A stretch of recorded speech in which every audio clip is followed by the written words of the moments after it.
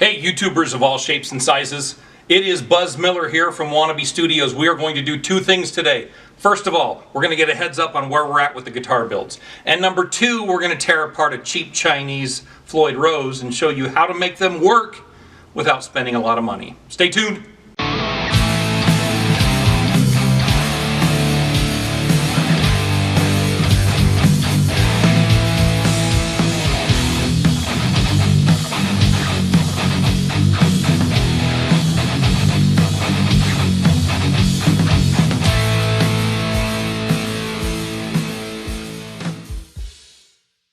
First things first, I was supposed to have two guitars done and finished and be testing at this point. I took the one that was the old ESP and the one that was the Chinese copy of a Kamikaze. I was going to paint them. That's what I do. I paint things, and I realized that I wanted to do something a little different with this build and make them a little nicer. When I paint, I just scuff the old paint until there's no shiny. Then normally with 400 grit sandpaper, when there's no more shiny, that's my primer for whatever I'm going to paint on it, whatever graphics. So it's real easy, it's real quick. You just scuff it, you go. I decided I was going to do something a little different. So here is the Kamikaze. I don't know if you can see that. That is a quilted cherry tree. Yes, that is correct. A quilted cherry tree. And the one that's going to become the Kirk Hammett, I had to get something that's black because Kirk Hammett's all about black. So I found a tree that was, what was it? Hang on. It took me forever to find it. It was a eucalyptus tree. It is really dark brown and black in certain places. So these were both veneers, they were both 1/24. When you do a veneer on the top of the guitar, you have to basically take about 3 times what the veneer is off the front of the guitar. These are 1/24, so I took an 1/8 inch off the front of each guitar. When I do that, I'm into the body. So I'm gonna make some changes. I'm gonna round some edges that I don't like sharp. I'm going to make some more room for my arm for when I'm playing sitting down. I'm going to give a little bit more cutouts for your hands, some cutouts on the back like a soloist would. So I've really torn these bodies up, something severe. So it's going to take me a little bit longer, about 2 weeks, to finish these up. But in 2 weeks we will have these done. We will be comparing them. I just think they're going to be a lot better of a final product than if I'd have just painted some graphics like I do on all the rest of my guitars. So should be interesting. We'll see what happens. Let's go talk about Floyd Roses. Okay, let's see if we can do this. Let's give this a quick try. The different pieces of the Floyd Rose tremolo. This is the one that we got from the Alibaba cheap Chinese piece of junk, the fake Kamikaze. So you got the base plate. You've got this, which goes underneath the base plate. Now, what is the purpose of this? The only purpose of this is these hold the post up against the micro adjuster. So if you've got one that's bent down, it's okay to just bend it back up, kind of make them even, because they don't have to be exact. What does have to be exact is you look at the press finish on this. That's nice, smooth all the way across. You go to this side. If you can see that in the light, there's they push these out with a press, and there's ragged edges. You do not want that. Everything is how this bolts to this. The tighter you can make it and the less vibration you can have it, the better. So that is going to ruin, because it goes between these two. You can feel, can you hear it? Scratching. You can't have that. You need to have a nice flat against a nice flat. Take some 220 or 400 sandpaper, set it down, do that until those edges are off, and then that is ready to bolt down. Same thing with this. If these, and I can feel them, they have them here, we're going to need to get a file, or we're going to need to get some 220 sandpaper, sand them until there's no edges left. That will kill your sustain. We're trying to add a brass block. What's a brass block do? It adds mass. Mass at the ends adds sustain. This is super light and flimsy, and we don't want to use this, but we're going to have to, and I'll show you why. When you send off something to China and you say, hey, match this, a lot of times it comes back right, and a lot of times it doesn't. These bolts the spacing is always exact. When you put this up here, you see the spacing is exact. They're all the same. So when you buy your brass block from Music Lily, boom, you go in there and you go, hey, wait a minute. These two are further out. So you get your measurement and you go, what the heck's going on here? And you measure center to center, and then center to center, and you realize this is 2 millimeters narrower. So we can't even use the brass block. We're going to have to use this. The nice thing is we're going to block this out, so we're going to have a huge piece of steel bolted on the front of this. We'll show you how to do that in a little bit. But this bolted to this is important. You can hear already this thing's jiggling around. When I got this, it was not tight. It was hand tight. I actually cranked it off with my fingers. So we're going to learn something that all the race car guys know, and it's called red Loctite. If you don't like the height of this, you can adjust it. You can grind that down and grind this down. All it is this bolt holds it tight, which holds that tight up against the plate. You do not want this vibrating because that is going to kill your sustain. So what is red Loctite? Red Loctite is what all the race car guys use. If you don't want a bolt to come out, you use red Loctite. Red Loctite is wonderful in high vibration areas, in areas where a bolt, you want it to stay for a long time. Just get enough that it's on the threads. You don't have to goop it to where it flies everywhere. You're going to put this thing in there. You're going to get it nice and snug. You're going to figure out where you want it because it will slide left to right a little bit. I like them out and back as far as I can get them. It's a very minor adjustment, so don't worry about it too much. Get your wrench in there and don't be shy. This is one we do not ever want to come loose, ever. This came from the factory, way too loose, now it's tight. That's not going anywhere. So let's say I had my base sanded up, I had this sanded up, this goes on here next, and then your block goes on. These don't have a front or a back. They go on either way. These, I can tell you this already needs to be sanded as well. So we got to sand that flat, sand that flat.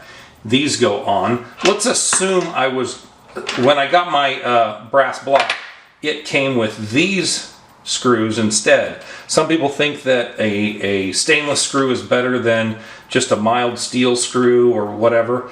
I don't really care. It doesn't really matter. What does matter is the head. This is a Phillips head. The tightest you can get that is with a Phillips screwdriver, and everybody stripped every one of these out. You don't want anything not smooth on the top of this. So if you can, and you do get these, you can use these, and no, I can't use these. I can already tell they're the wrong size. Awesome, so we're gonna use these. Again, I'm getting more disappointed by the day. No I'm not. I'm gonna put it together just like this, and then I'll fix it later. So if I were to do this and it were all sanded up, get one started, that way everything's kind of, gotta reach all the way across. Didn't think I was gonna have to be using this guy. Okay, so get one started, you get the next one, put a little red Loctite on it, get it in there, get it started. Same thing, red Loctite, get it started, and don't be bashful. This has to be tight to that, so get it tight. That's why I like the bigger screws with the head that you can use an Allen wrench on, because you can really get after them. But if there's red Loctite on them and you get them nice and tight and you get them babies snug, boom, that's never going to move. Now your post goes through there, your micro adjuster goes back on, and that is going to help your tone. When people say, oh, yeah, there's really not much tone here, let's say it helps your sustain and it helps your resonance. Let's very quickly talk about radius. We all know about the radius of a guitar, and the bigger number, the flatter the guitar is. So let's talk about the cheap Chinese Floyd is supposed to be a 14 according to the ads. Let's see if this is a 14. This is flat. put a ruler across the side of it. This is flat. There is no radius in this part of the Floyd Rose. Everything is in here. When you take these off, you're like, oh, I'm going to get them in the wrong order. There's no problem with wrong order. Each one of these says 1, 2, 3. I don't know if you can see that. It does not say 4, 5, 6. It's 1, 2, 3. 3s are in the center. 2s are next. 1s are on the outside. 1s are your smallest. Obviously, your radius is going to go this way. Let's first of all see that this is a 14-inch radius. I went and bought these cheap little radius testers in a guitar kit off of Amazon. I actually have some different stuff, but I want to use the same stuff you're going to use. This is a 14. We lay it right across the top where the pads are that's machined for the strings to come out. You set it down there, and I can already tell there's a little bit of air between the two sides. So put your finger on this. If it rocks back and forth, that is not 14. This is higher in the center. If it's higher in the center, that means it's a tighter radius than a 14. So this is not a 14. I think it might be a 12. Put it across there. I can tell it's touching in the middle. So if this was a 14 and I'm chesting with a 12, you're going to have a little air under here, and you can put a feeler gauge under there and see the difference between what it is and what you're looking at. This is perfect. There's no rock, there's no nothing. This is a 12-inch radius Floyd, even though they said it's a 14. Now the Chinese, they make these guitars, they don't play them. They don't know the difference. They just know that this is mass-produced, they put it on there, it looks just like the pictures, they're happy. These are the little things that take these Alibaba guitars and make them play really good. All of these little things. Getting these tight, getting this tight, getting these set right. So let's say we wanted to match. Again, these are kind of cool because you can put them under the string and tell under the string, especially like on an acoustic or something when you're real high up by the bridge. Or you can set them on your fret, you can set them on your fretboard and tell your radius. Obviously you can set them here too. But if we were up underneath the string, we could go up underneath the string and see where it's at from where these actually exit. There's a possibility that the machining from where they actually exit and the top is not perfect, but we're going to say it's good enough for what it's for. If I wanted to change this, which I'm going to, change this to a 16-inch radius, which is right here. We take our 16 and we put it in the center and we go, oh, there's a huge gap on both sides. You can see that thing rocking back and forth. So if you rocked it back and forth, you can watch the head of that thing. So what you do is you put it right up dead center, you take out your feeler gauges, and you go until you find the feeler gauge that just barely fits between there and the edge. A lot of people, this is 13 thousandths. A lot of people are going to say shim that up 13 thousandths. Now that's a good way to do it. However, I don't want anything between that and the vibration of that and the vibration of this. Adding a little piece of metal that could possibly give me a little bit of movement is killing my vibration. So rather than shim up the outsides, I want to sand down the insides. I take this guy, I make sure he's nice and square, I get this out and I say, okay, leave it square from where the string exits. How tall am I? We're going to call it 420 exactly. Oh, I moved it when I popped out. We're going to call it 420 exactly. So we're at our 420 number right there. If I've got to cut 13 thousandths off of that, we just go 13. And so we want 407. So I'm going to take this to my belt sander, or you can just take it like this and sand it on some 220. 220 is usually enough. And also it gets it a little flatter, which when it bolts back down, it's a little better than it was from the factory. And you give it a nice little tug, you give it your red Loctite, and you're set. So you get that thing, measure it. Okay, now I'm at 407. Now I'm at 407. The next one was 5 thousandths. Now you're thinking, okay, well I got to cut 5. No, that's reverse. You've got to cut 5 away from 13. So you got to cut 8 on that one. So you measure this one, whatever it is, and then you sand off 8 thousandths.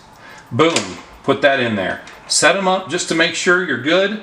take your radius gauge and go, man, I'm so close. You know, I couldn't possibly get a feeler gauge of anything underneath there. Okay, that's good enough for what we're doing here. I'm going to use these, so my measurement's going to be off of those, but I'm just showing you how to do that. Again, conical radius starts, this one, they told me this is 14. I'm going to have to check and see if this is really a 12. If it goes 12, then I have to change this to a 14 because the neck is already set. It goes from 14 to 15 3/4. So 15 3/4 at the end of the neck is going to be about a 16 1/2 here. So rather than cut 13 off, I'd cut 15 off. Rather than cut 8 off, I'll cut 9 off. And that's going to give me my 16 1/2. That is how I do my radius for my Floyd Rose. A lot of people say, wow, I want a super flat, or I've got this 20-inch neck. I can't do it because I can't do a Floyd Rose. Why not? Grab your 20 from this kit, put it out here, find out what you got to grind off these and grind off these, or you can do it by trial and error. Set this guy down here, grind, come back, grind, come back. Don't ever grind too much off. Come back. Okay, it's perfect. Okay, next one. Grind, come back, grind, come back. Okay, those two are perfect. Okay, this guy needs about this much. Grind, grind, grind. As soon as he slides under, you're done. This is not rocket science. That's how you do the radius on a Floyd Rose, especially a cheap one.